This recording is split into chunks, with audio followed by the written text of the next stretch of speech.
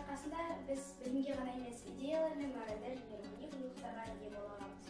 Сонымен қатар кітаптың арқасында біз әр халықтың мәдениетін танып, олардың ойларымен, сезімдерімен бөлісе аламыз.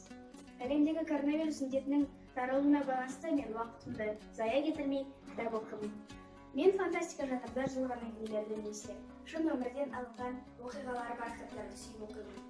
Мысалы, соңғы оқыған кітаптарым «Өтірік Персика Фалабилия», «Жусанысы» және «Тастамашы ана».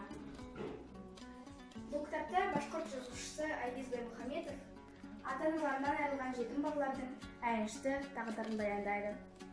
Оқиғалар оқырманға түсінікті әрі қарапайым тілде суреттеледі. Ал қазіргі уақытта мен Абайдың қара сөздерін оқу үстіндемін.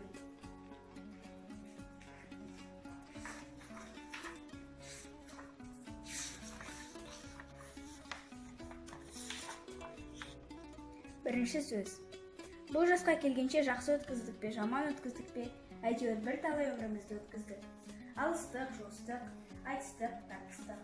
Әурешілікті көре-көре келдік, енді жер ортасы жасқа келдік. Қажыдық, жалықтық. Қылып жүрген ісіміздің баянсызын, байлаусызын көрдік. Бәрі қошыл екенін білдік. Кітаптың арқасында адамның есте сақтау қабілеті дамиды, қиялы дамиды, әрі сөздік қоры молаяды.